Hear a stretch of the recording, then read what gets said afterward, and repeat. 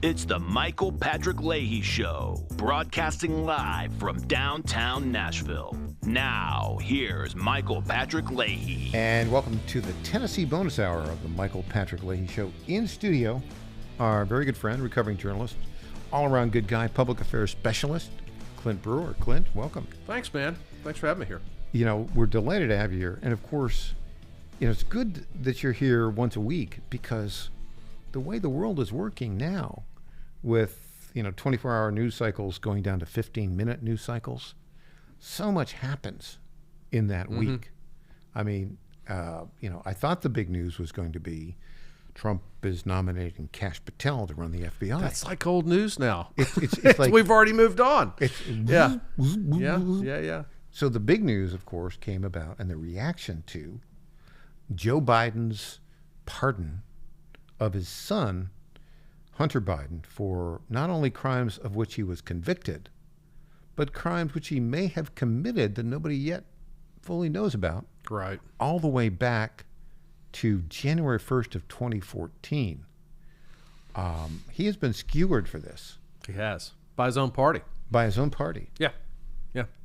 To me, I think this is more than about that egregious pardon. I think this is a turning point in the way people look at the Democrat Party and regime media. It's almost as if, you've reached Emerald City and you're trying to, you're before the wizard. Right. And the little doggy's gone back there and pulled away the tent, pulled away the drapes, the curtains, and you can see that it's a little guy manipulating the big monster up there. Right. That's what it feels like. Yeah, it is. I mean, these are stories that we were told were not stories. Hunter Biden's transgressions, and for years we were told that they're not stories. I mean, I think going back to the Obama administration, we were told they're not stories. And I think that the decision to do this, there's some irony in that essentially we're not even at news potpourri and we've got irony. We have irony in that, President Biden is essentially, in his justification of this, claiming lawfare, which we've been told for years now doesn't exist, and that we just need to honor the judicial system and do what people tell us to do and don't question anything. And, I think in some cases that's true, but in many cases it's not. And so it's ironic that the head of the party that's told us that lawfare doesn't exist is claiming he's done this to avoid lawfare against his son, his family. That's the first thing. The second thing was we were told for years this wasn't a story. For years that this wasn't a story. And I actually credit a reporter at Puck News, who we've talked about before, with breaking the whole gun story with Hunter Biden. Really, after being told for years that this situation wasn't a situation, somebody in sort of the new media, the non-regime media, broke the story a couple of years ago. We got the whole thing rolling. And so you can see sort of the patterns in the press. You can see a new grade of journalists rising up through some of these smaller, more insider news agencies. I think you see a lot of the theses that were, sort of crapped upon in conservative media are now proving to be true. So that's. But there's a bigger thing here, and I think it's the. It's sort of the old Obama playbook. It's there's a way to handle reporters, and you sort of you're it's this sort of this sort of position, this worldview that we're smarter than everybody else and we know what's real and what's not. And if you don't agree with us, then you're one of the dumb ones. And they don't just do that to the American people, they do that to the media. And your phrase, regime media, I mean, that's how they have managed the press for the better part of 2 decades. And I think that what you're seeing is it's swinging back the other way. The American people being willing to ask some questions. My question now, and I actually thought of you when that story broke, because I'm wondering if the Googles of the world, search engines, social media platforms are going to free up some of these restraints on conservative media. I'm glad you mentioned that, because I've thought about the same thing. I don't think they will. Yeah. I don't think Google will. I don't think Facebook will. There still is the censorship complex there. But guess what?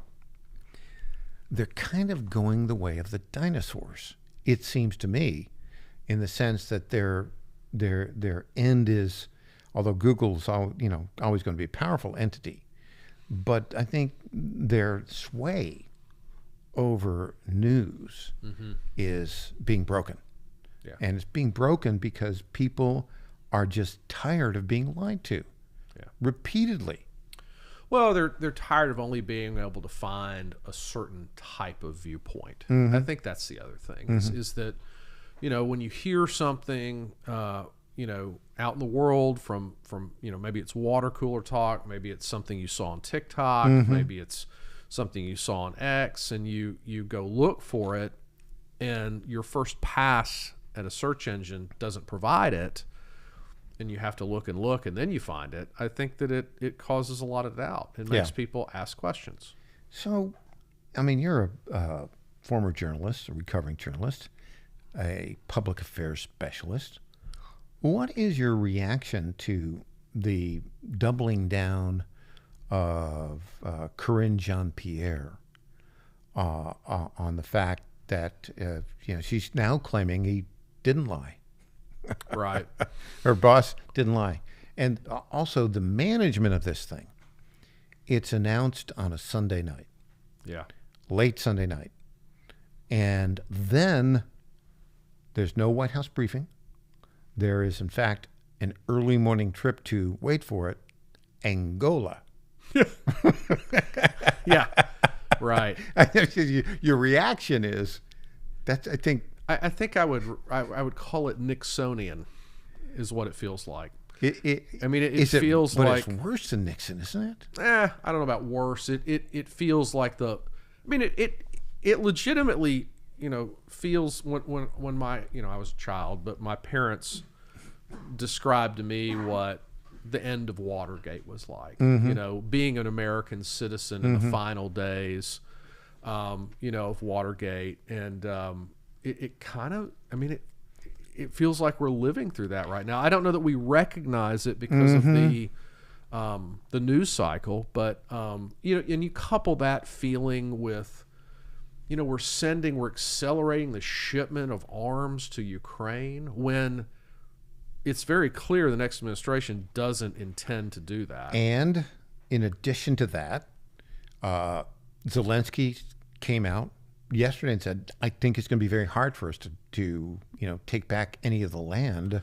No, he wants a ceasefire, but he wants to be part of NATO as a result. See, which is like, this guy is,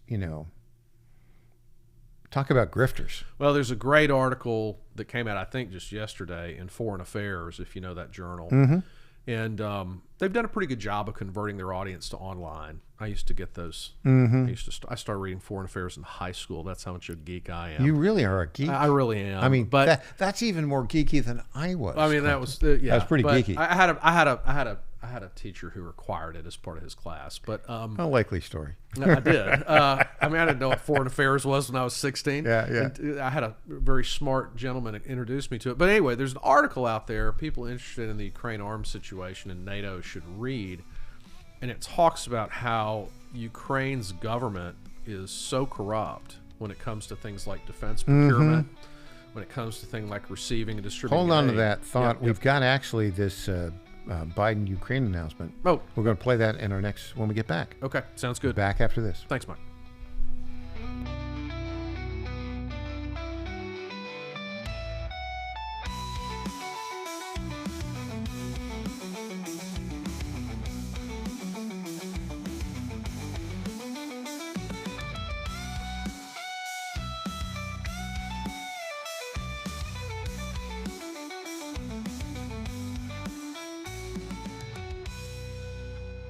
Hi folks, John Fredericks here for Freedom Alliance. Veterans are still struggling with the wounds of war. They came home with injuries that changed them forever. The flag-burning troublemakers in our streets remind me how fortunate we are to have patriots who served and fought, sacrificed, and never complained. We need to support them through organizations like the Freedom Alliance. It's Military Appreciation Month and time to support those who serve. Freedom Alliance is caring for combat veterans and military families. Combat veterans fought in the worst, most dangerous places on earth. Freedom Alliance takes them to nature's most relaxing locations so they can heal. Freedom Alliance gives injured troops mortgage-free homes, new cars, and all-terrain wheelchairs. For wounded vets, there's nothing like the stability of your own home, the reinsurance of a reliable vehicle, or the independence of a wheelchair that navigates snow, ice, beach, pasture, or most any terrain. Let's fight for those who fought for us. Go to freedomalliance.org/Godzilla and make a monthly gift that will improve the life of a military hero. That's freedomalliance.org/Godzilla. Make a contribution today. If you're like me, most moms find it difficult to prioritize self-care.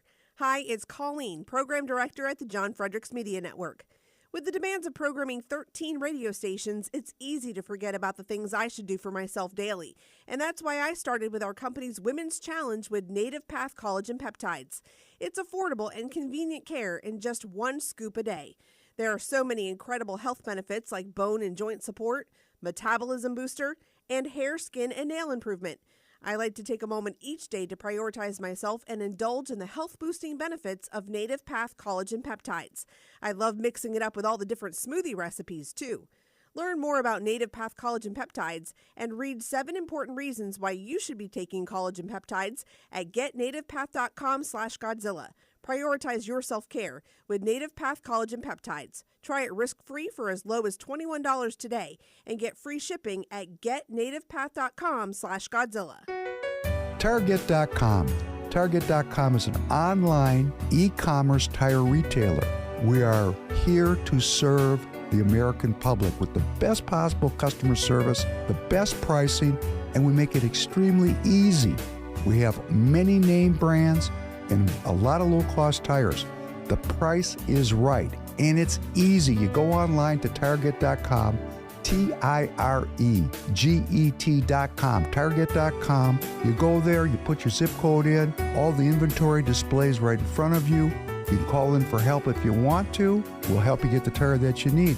But we will take the tires you buy and at no extra charge deliver them to the dealer right by your house where they will be installed at the market price. It's easy. The best price, the best service. Great people to deal with. Thank you for going to Target.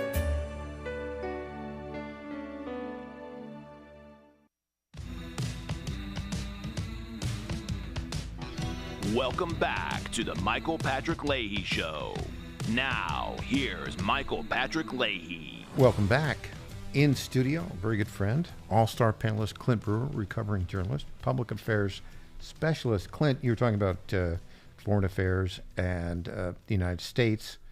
Right now, we're in a very weird and dangerous situation because Joe Biden's still president, and he will be until noon on January 20th. We have 28, 19, we have 47 full days before Donald Trump becomes president. And the American people have spoken. They want to change everywhere, and they want to change in our policy towards Ukraine. Trump has made it very clear that Zelensky and Putin need to stop, have a ceasefire, and negotiate a peace deal. That's what he said. But Joe Biden's doing exactly the opposite right now. He's trying to leave. It almost appears like he's almost trying to create a World War III type situation.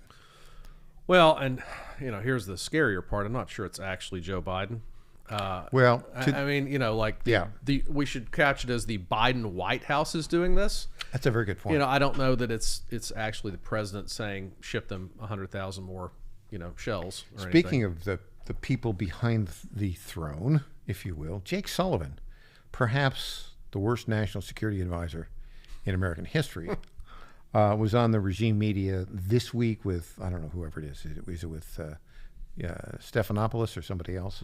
And he talked about this acceleration of arms to Ukraine in the dying embers of the Biden White House. Right. Here we go with clip 7. What are you telling your Ukrainian counterparts about American support in 51 days after Biden leaves office?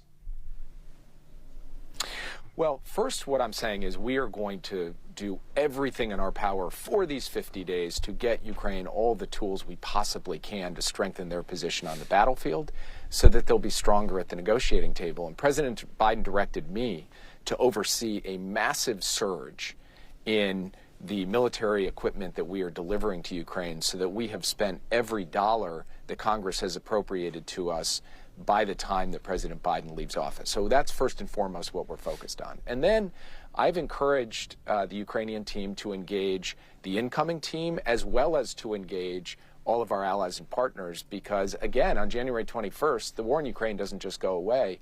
Obviously, the new team will have its own policy, its own approach, and I can't speak to that. But what I can do is make sure that we put Ukraine in the best possible position when we hand off the baton. Okay, so you know what he said there? He said, President Biden instructed me to ... Right. I don't think so. Well, I think he also said, I've got this open tab that's burning a hole in my pocket. So really? Yeah, and I mean, what I read, and maybe there's more nuance to this than what I'm about to say, but, the last thing I read on this most recent appropriation was it was actually not to send munitions there. It was to replenish American stockpiles that have been depleted by sending munitions there. Yeah. So I'm not sure where the truth is and all that. But I think your interpretation is much closer to the truth. But I mean, there's got to be some kind of reasonable transition here. And if the policy of the new administration is not going to be to continue to support this war and to sue for peace, then really I would hope there would be some nuanced transition, some. But they're not doing that. Some understanding that the policy is going to change. Now, I don't believe the Trump administration has articulated a full and complete policy shift. I think that everybody understands it's coming. Is it a step down? Is it a truly a brokered peace between the two? Is the president going to fly over there and make the two sides meet? He's met with Zelensky, right? Mm-hmm. And he's talked to Putin. So, we know he's engaged. And Putin has said very, very positive things about Donald Trump. Right. So, but I mean, you've got just odd things happening. You've got, a Democratic congresswoman and I think a senator calling our new national security advisor a Russian asset. And nominee Tulsi Gabbard. Right. Yeah. With like no evidence other than the fact just that throwing it out there. Throwing it out there, other than the fact that she'd asked for a pardon of what's the guy's name?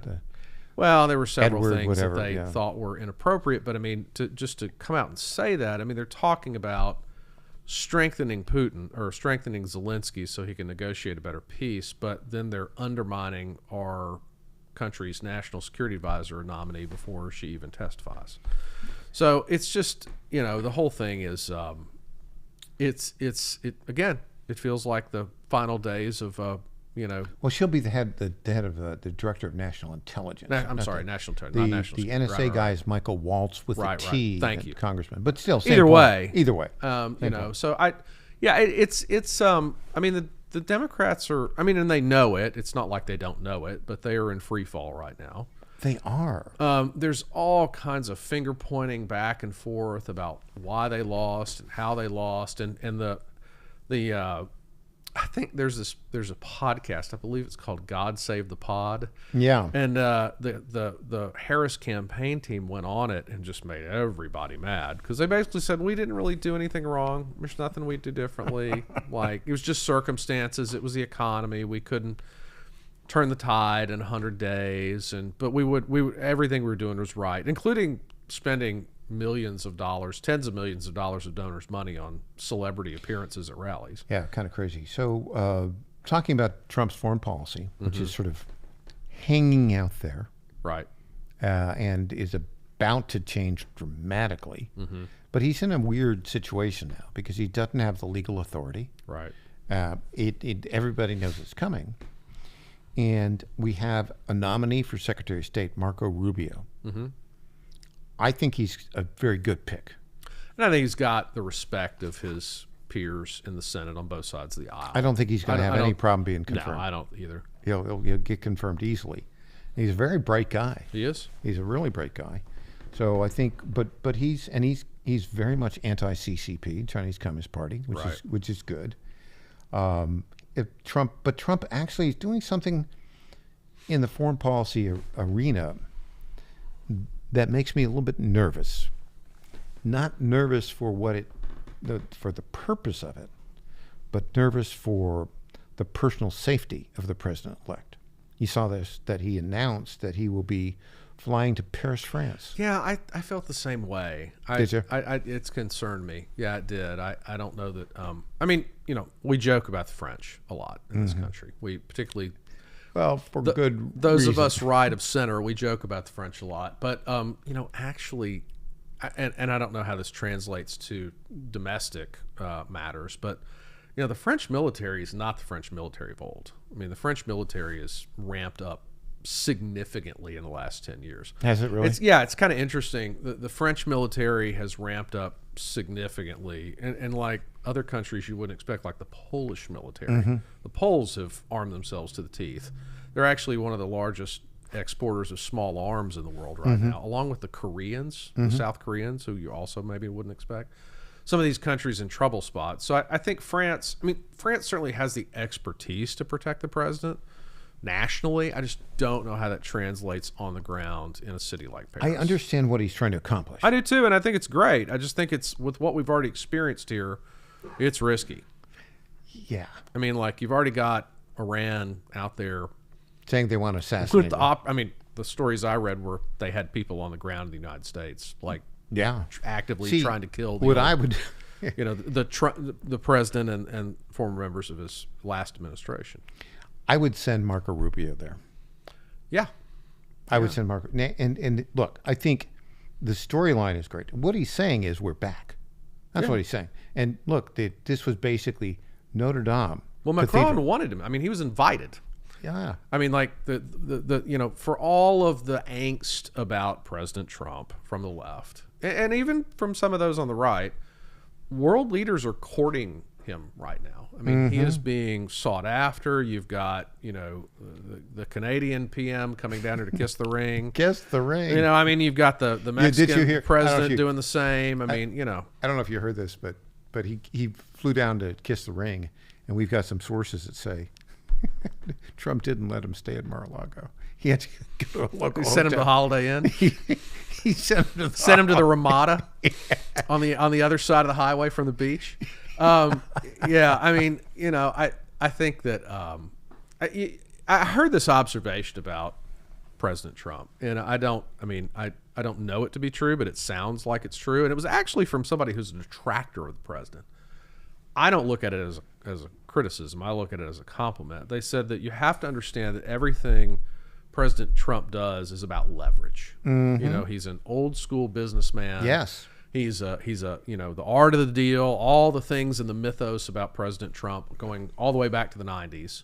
The 45 years he's been in the public eye, he's about achieving leverage in negotiations. And that's how he conducts things. So when he makes statements, it's to move people on the board in order to get the desired outcome that he wants for the U.S. Exactly. So, I think that's, I don't know that that's, I think actually it's it's not a dated concept at all. In this day and age, in this economy, in this world, as quick as it moves, I think it's a smart way to conduct yourself. Yeah. I will be nervous until he's back in America. Oh, I'll be incredibly nervous. Yeah. Is it happening before he's sworn in? I think so. It's happening like in a few days. I mean, I'm pretty sure. I hope we're not relying on the current version of the Secret Service to protect him. I'll report back when it's going to happen. But I think it's like in the next week or so. Yeah. Which makes me really nervous. But, okay, I understand what you're doing. Can we hire, like, Blackwater to go over there with him or somebody? Really? we need to consider that. Are you ready for a little change of pace? Sure. You want to talk about a little football? College football playoffs? College football playoffs and a name change, maybe. A name change? At the NFL level. Maybe. Oh, dear. Back after this. Okay.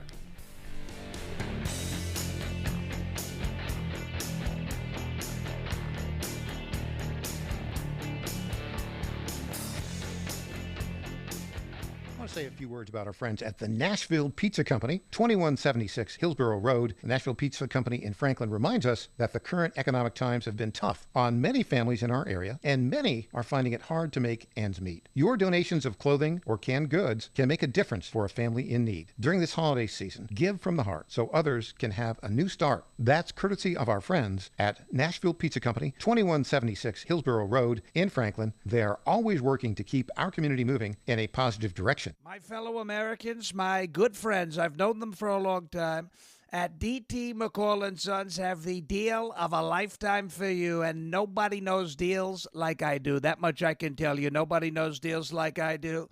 The lumber yards, they can hit you with hidden charges for up to $200 extra. They'll charge you for cords and hoses and haul-offs. Your money goes all over the place and out of the state, and most importantly, out of your pockets. How do they get away with that? I don't know how they do that, but on day one, if you buy from McCall's, we are going to stop the hidden charges as soon as you buy it. D.T. McCall & Sons has locations in Lebanon, Carthage, Lafayette, Cookeville, and Franklin, and they have been family-owned in Middle Tennessee for over 100 years. Head to one of their stores today or check them out at dtmccalls.com. You're going to love it. Believe me. Impersonator not endorsed This by summer, Donald never Trump. leave pets in vehicles while running errands. Even with windows cracked, 80 degrees can shoot up to 120 degrees, causing heat stroke, dehydration, and even death. So keep pets hydrated, shaded in cool areas, or just leave them at home. That's from Kathy, Candy, and the staff at Mutts Cuts Grooming, the people with warm hearts for those with cold noses. For your pet's grooming needs, call 931-645-9220. That's 931-645-9220 for Mutts Cuts Grooming in Clarksville, Tennessee at 1479 Tiny Town Road. Hey there, this is Lenny McGill, founder and CEO of The Glock Store. As a proud sponsor of this show, you may have heard Michael Patrick Leahy mention us a few times over the past 4 years. But today, it's me on the radio telling you how pleased we are to be associated with Michael Patrick Leahy and his dedication to the highest levels of professional journalism. Michael Patrick Leahy has been threatened with jail time in bringing the true facts about that Nashville Covenant shooting to his listening audience. Michael Patrick Leahy, you keep doing what you're doing, and we here at the Glock Store will keep sponsoring your show for the good of Nashville and the entire country. And I'm personally inviting all of your listeners to come visit and shoot at the Glock Store. It's where Michael Patrick Leahy learned to shoot a gun for the first time and where he bought his own personal Glock 19. I'm Lenny McGill, founder and CEO of the Glock Store here in Nashville, just minutes from the airports, worth the drive from anywhere, and a proud sponsor of Michael Patrick Leahy and the Tennessee Star Report.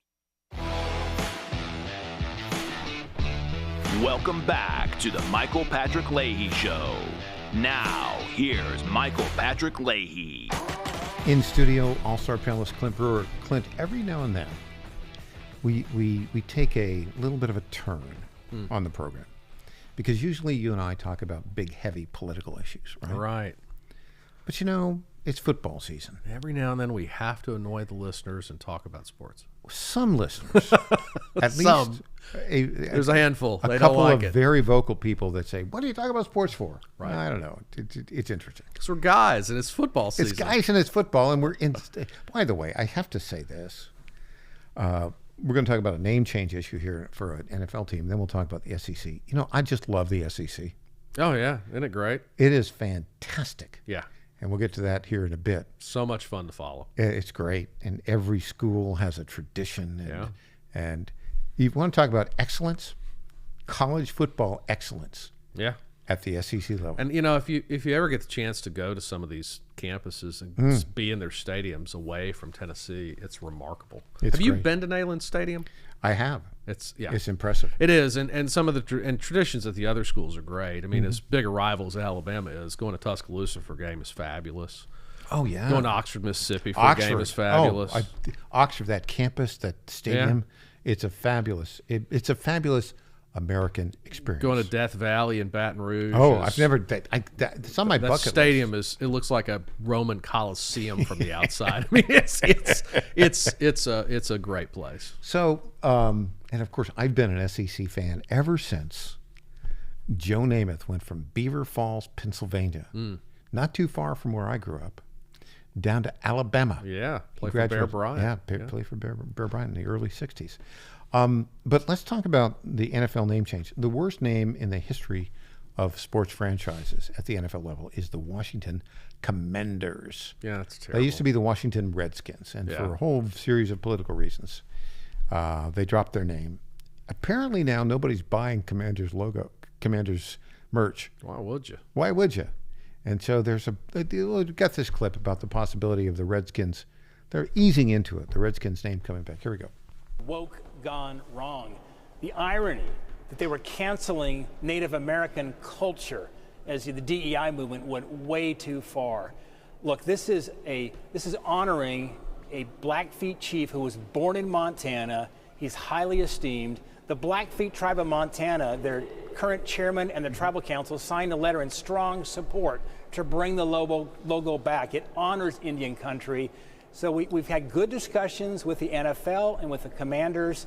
There's good faith negotiations going forward that's going to allow this logo to be used again.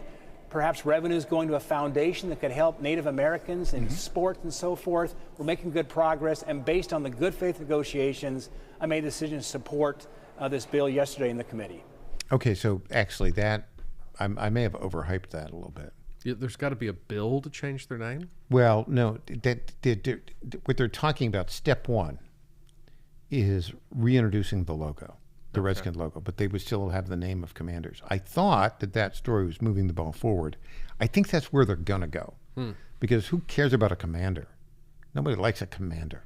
In an authoritarian Washington, no, they're the Washington Redskins. Yeah. We'll track that story as it develops. But I think changing back to the Redskins, that would be a good thing. I think it would. I mean, I know. I mean, you can find a way to get offended about a lot of things, right? I mean, the Braves are still the Braves, aren't they? The Bravos, yeah. Yeah. The Chiefs are still the Chiefs. So, but the Indians are the dadgum Guardians. Oh my goodness. Right. Yeah. So I don't know. It's a little weird.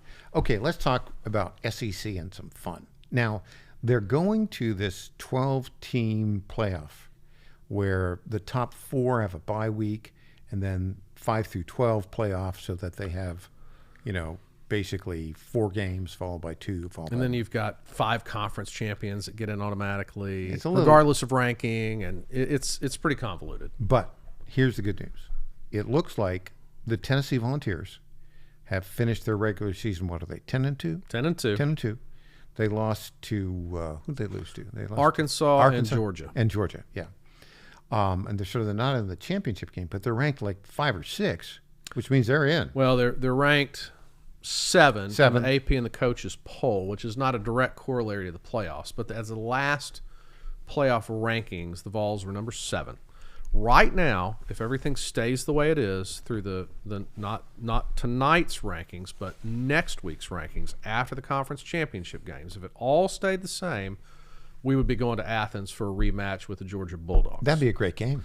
It would be. I'd rather host a game in Neyland Stadium. Of course. The question is, the big question now is, and again, this committee is not, it's not very empirical in how they're making these decisions. They're talking a lot about the eye test. So it's like a lot of feel and the eye test? What they think about teams. What's the eye test? Like, does this team look better than this team? Really? Or is this team's big wins better than this team's big wins? Are these teams' losses good losses or bad losses?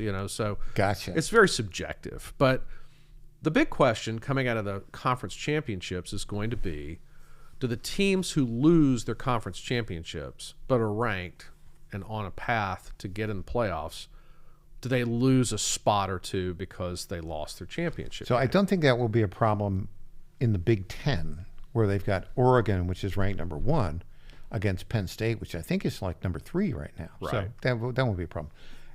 In the SEC, that'll be interesting because it's 1-loss Texas against Georgia. Right. Georgia barely made it past Georgia Tech. And right. You watch that game. Oh, it was crazy. 8 overtimes. Well, Georgia barely made it past Vanderbilt. Oh, yeah. Yeah, I mean, Georgia barely made it past a lot of teams. Mm-hmm. So I feel like they're a lot more vulnerable than they are in most years.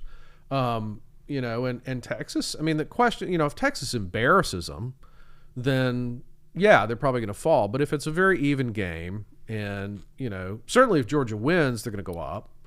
Texas will come down, not by much. Maybe they switch places. But really, I mean, what Tennessee fans want is to host a game. Yeah. In Neyland Stadium. That's what they want. Yeah. That would be the best outcome. Let's talk about Texas for a minute. I watched the Texas A&M game, which is, by the way, for all you sports fans, that was a storied rivalry when they were both in it was first the Big 8, right, then the Big 12. Right. For I don't know, like a century. It was like the big game. And they didn't play for 17 years? Is that right? I think like 13 years. What happened is Texas A&M, and I think Texas was ahead in the rivalry, but it was very bitter. Very bitter. Oh, yeah. And as you might expect. Yeah. Texas, it's a classic, the high-end arts and sciences school against the ag school, the ag and engineering school. Every state has with that. a military twist to it. With military twist to it, because you can do ROTC and their cadets and there's an angle there. But, every state has this, not every state, but for instance, you've got Iowa versus Iowa State, Kansas versus Kansas State, Michigan versus Michigan State, right? Florida versus Florida State. And they have that, kind of elite versus practical background. Sure. Right? So that's part of it. Only here you have Tennessee versus Vanderbilt. Yeah. You don't have the same thing here. No. In Tennessee, because we don't have that kind of ag and mechanical background school. Right. Comparable to Texas A&M. I mean, Tennessee Tech, I guess, would be the closest, but they're not a D1 school. Well, they are a D1 school. They are. I think. They are in some sports. Okay. Well, they're still Tennessee Tech, so there's not a real rivalry there. But here's the thing on this. So I watched the Texas A&M game, and the big controversy there. Everybody's tracking the scion of the Manning family. Yeah. Arch Manning, who is really a pretty darn good quarterback. Oh, yeah. A real good quarterback. And, of course, his grandfather, Archie Manning, the original, and his uncle, Peyton. Uncles Peyton and Eli. Right. I mean, they are quarterback. It's quarterback university. Yeah. In that family. Well, the kid had a touchdown in the game. Well, I was going to say that. So you're watching that game, and they ended up winning 17-7. The first scorer, they brought in Arch Manning, who's like, what is he, 6'2", but very, unlike Peyton and he's Eli. like 6'3", 6'4", closer to that, yeah. But still, he's mobile, because neither of his uncles were mobile at all. Not at all. Peyton and Eli, of course, the whole story is Peyton and Eli were not mobile. Were terrific quarterbacks. Were not what you would call, running quarterbacks. Well, they're traditional drop-back passers. Yeah. But his father, Coop, the oldest, was a terrific wide receiver until he had a life-threatening back injury. Right. And he couldn't play football anymore. I mean, it's sort of a... But his son got his athleticism, got his legs, right? Cooper was probably the better athlete. Well, that touchdown run was incredible. I mean, you watch that. So they bring him in. It's like they're on the 16-yard line of A&M, and it's zip. So they bring him in special. He only played like 3 or 4 plays in the game. They bring him in on running situations, 4th and something. It was like 4th and 2.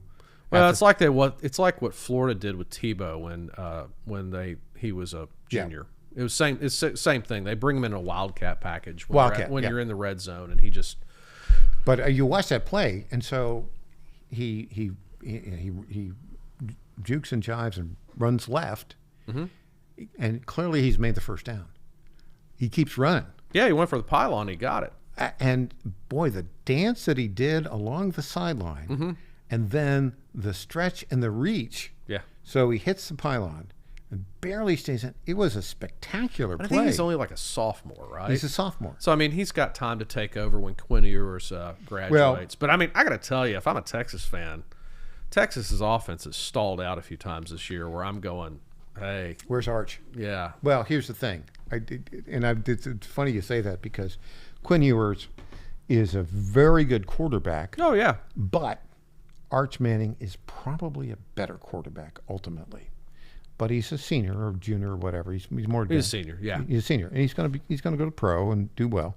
But their offense does stall with him sometimes, and he misses some things. Yeah. Right. So the fans are looking at this and they're saying Arch would do better. Now Arch will be there if like if they blow up a game, a national championship game, just like Alabama when they had Jalen Hurts, and at halftime they were down. They put Tua Tagovailoa in there, and he wins the game. And it was just epic, if you will. Mm-hmm. But I think if you're the Manning family, but I mean, look, I don't know. There's a coach in America that would make that call other than Nick Saban.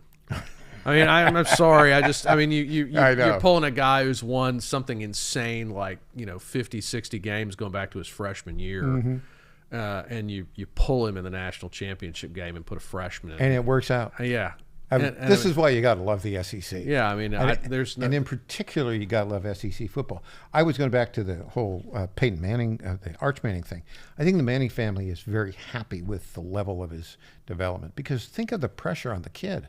Yeah. I mean, you are the next generation Manning. You're playing at a top football team. You're the quarterback. That's a lot of pressure. Yeah. And so they've taken... Well, both his uncles did it. I mean, they got thrown in early. Yeah. Peyton Manning didn't ride the bench. Yeah, no. Yeah, Hilton got injured, and he was in like the first game and never looked back on his freshman year. But I think Arch Manning, I think they've developed him just the right way. I think he's ready. If the moment arises for the rest of the season, boom, and then next year he's the starter. Well, and I like the fact he didn't go in the transfer portal when he wasn't the starter on day one. Yeah, if you're Arch Manning, pretty classy approach to life. You should stick around for 2 years because you're making more NIL money than you will in the NFL. Yeah, we'll get back to news potpourri when we get back. For our non-sports fans, we have to. Can we talk world soccer in the next segment? Wah, wah. Come on, man. Come on. Come on, man. You don't want to talk AC Milan? We can talk AC Milan. Who? Back after this.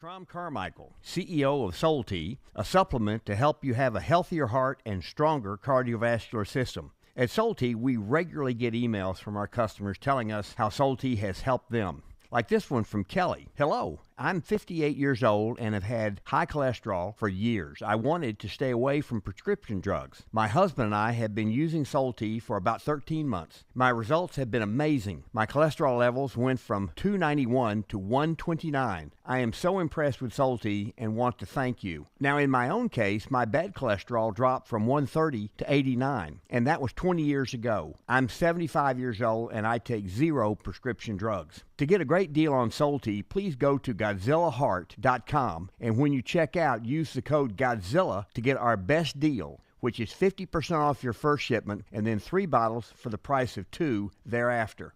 You don't have to live with a broken heart. Do you suffer from Try declining Soul Tea bone and today. joint health? Hi, it's Tina with the John Fredericks Media Network. And when I heard about our company's Women's Challenge, I jumped on the opportunity to test this amazing supplement that's already restoring my bone density, soothing my joint pain, and helping me regain lost mobility. I've experienced so many benefits in such a short time with Native Path Collagen Peptides because they support my bones and joints, boost my metabolism, and unleash the most radiant skin and hair since my 20s. In just 2 weeks, my knee stiffness is gone, and I'm already hitting the gym more aggressively. And I get so many compliments on my glowy skin and shiny hair. Native Path Collagen Peptides are so easy to take. They're tasteless, odorless, and mix great with my morning coffee. Read thousands of 5-star reviews at getnativepath.com/Godzilla. Level up your self-care with Native Path Collagen Peptides. Try it risk-free for as low as $21 today. And get free shipping at getnativepath.com/Godzilla. In 2008, the amount of concentrated time people could spend on a task without becoming distracted was 12 seconds. 5 years later, it was only 8 seconds, 1 second less than a goldfish. If you're often distracted or have trouble recalling information, you're likely to fall behind in the demanding, fast-paced 21st century. In other words, brain performance is more critical now than ever. Boost your brain power with Healthy Cells Focus Plus Recall. Science-backed nootropics to help you sharpen focus, concentrate longer, enhance recall, improve mental speed, learn rapidly, and be more alert. It's a pill-free brain supplement made with maximum absorption ingestible gel technology, designed to feed your brain at the cellular level. Take it for a test drive. Go to healthycell.com and use code GODZILLA for 20% off your first order of Focus Plus Recall. That's healthycell.com, code GODZILLA for 20% off. Welcome back to the Michael Patrick Leahy Show. Now, here's Michael Patrick Leahy. Welcome back. Clint Brewer, All-Star panelist in studio. Clint, it's that time of day again. It's time for News Potpourri. Yes, ladies and gentlemen, News Potpourri. This is time of those stories that are of note, don't necessarily merit a full segment, and have a touch of irony. Well, I think actually we ought to add, it's also like breaking news. There's some breaking news here that's really weird. Yes. Yeah, the president of South Korea declared martial law over what he said were anti-state forces, and the legislative body of the country has passed a declaration saying it needs to end. And so they're in a standoff, the two branches of government. And the currency is tanking there. Yeah. To me... in what has been a fairly strong economy. It's weird. There's something going on there. I don't know what it is, but again, back to this whole period of time where we've got, 48 days of just nothingness. Yeah. And we need to, Donald Trump needs to be in charge as soon as possible. Speaking of which, we talked about Trump going to Paris. I have the date. He's going on Saturday. I'm very nervous. Yeah. I don't know what the logistics of that are going to be. By the way, we just put the martial law story of Korea because we're so fast. It's up at TennesseeStar.com. Okay. TennesseeStar.com, where we put all the breaking news. I think that's kind of, I don't know. What would the logistics be for Trump? I have no idea. I mean, who's running? I don't know how that works when it's an American president. I mean, there's a series of protocols, I would imagine. I just don't understand, who's handling the details. Not only that, think about this. He's got to fly into Paris, and all of the Iranian terrorists are out there trying to get him. And then he's got to go from the airport to Notre Dame. How long's the ceremony? He's got to do it at least an hour. I'm confident in his team. It's the coverage that the White House is going to provide him through the Secret Service that is the real issue. Here's a story could have easily been predicted. Remember now, they're trying to rush through all these sorts of things. They're trying to rush through the appointment of Biden judges, federal judges, right? And then Mitch McConnell, in his last, deal that he cut, was going to trade off district judges for appellate judges because a number of Democrat appellate judges said they were going to retire. Guess what? Lucy pulled the football from Charlie Brown again. Yeah. All of a sudden, they're not going to retire. Ah, wow. What do you think about that? Sounds about right. Sounds about right. This is very, very troubling. So there's this tug of war going on during this transition, right? Will the FBI do background checks on all of these nominees or not? Trump's resisting it, and there's a reason he's resisting it, because of his previous experience with them, right? Yeah. I think Senator Haggerty had something to say about this week. I mean, I think there's good cause. The concept of the FBI is certainly one this country needs.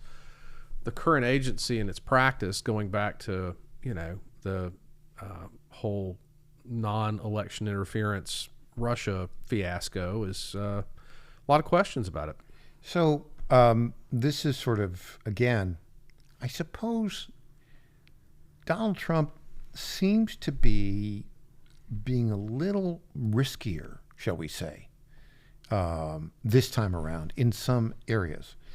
To me, I think going to Notre Dame and going to Paris, France on Saturday is risky. Look, if I were in charge of his security, I would say, okay, you're going to stay at Mar-a-Lago, buddy. Yeah, and you're not leaving Mar-a-Lago until you're inaugurated. Well, I think perhaps, part of me wants to believe that he's doing these things because of the absence of Joe Biden on the international playing field. That's a good point. And he's asserting leader. I understand why he's doing it, and it makes perfect sense. I mean, it feels like we need to have somebody out there.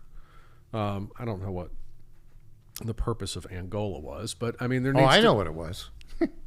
It was to have someplace to go. Go as far away as possible with as few communications as possible. So, the real purpose of Angola is Antarctica was not available. Right. That's what. But, I mean, it just feels like that Trump is stepping in to fill a void. I think that's a very good point, and that's probably what he's doing. Now, but back to the issue of risk. So right now, the House of Representatives, which was 220 to 215 in the previous Congress, is now 220 to 214. And there's one seat in California that's still up for grabs. The incumbent is a Republican, and he's behind by about 100 votes. So it could be 220 to 215. Now, Matt Gaetz has resigned, so that's 219. And then he's got Elise Stefanik. Now, she's going to have to go through, she's going to have to go through nomination. She's not going to resign until she's confirmed. That may take a while. But if she does it, then there's got to be a special election there. Yep. The sticker mule guy, Anthony Constantino, has said he's going to run for that seat. All right, which I think would be fun. Sure. That gets you down to 218 to 215. Then Mike Waltz has said that if he becomes NSA director, 217 to 215. That's very narrow. It's getting there. Again, if I had, if the president had called me, which he often does. Oh, good. Asterisk. I would have said, look, don't appoint anybody from the House. Right. That's what I would have said. Right. Yeah, don't. Because what are the Democrats going to do? They're going to go into those special elections. Yeah, I mean, those special elections are going to become national referendums. There'll be $50 million spent. Oh, yeah. On each one of them. You know, I don't know, though, that I don't know what the appetite's going to be of the Democratic Party, how hard they're going to play. That's a very good point. I mean, they're leaderless right now. The DNC chairmanship is up for grabs, and that's turned into a fight. Well, there you go. Yeah. Clint, it is always a delight. I'm always glad you're here. Thanks for having me, Mike. When you're back on Tuesday, I hope we say what a great success Donald Trump's trip to Paris, France was. I agree. I hope that's what we say. I do too. We'll see you then. Sounds Thanks good. for joining Thanks. us. Up next, Rob Carson. I'm Michael Patrick Leahy. Be back tomorrow. Same time, same place.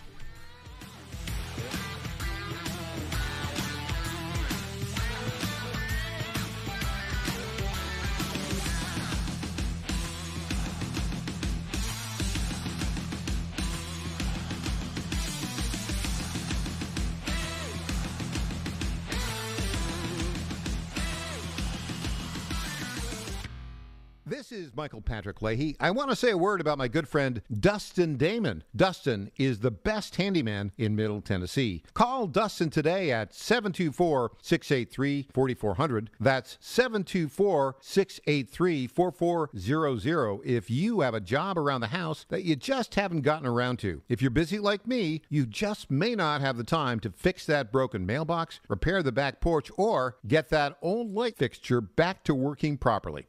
Do what I did. Call Dustin Damon today at 724-683-4400, and he will bring his truck and tools to your house and get that job done lickety-split. Dustin's main service area is Williamson County and the southern part of Davidson County. So call Dustin Damon, the best handyman in Middle Tennessee today, at 724-683-4400.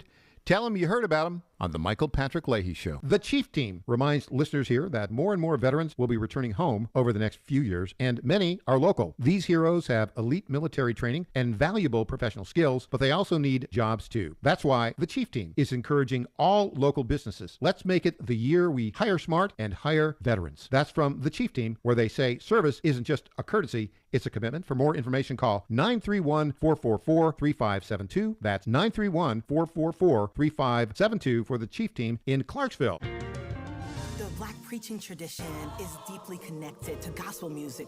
PBS presents a new series hosted by Henry Louis Gates Jr., Gospel.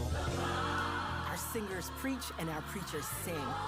Gospel is a prayer. It is our heart's cry to God in lyrics and song. You feel it deep down in your soul. Gospel.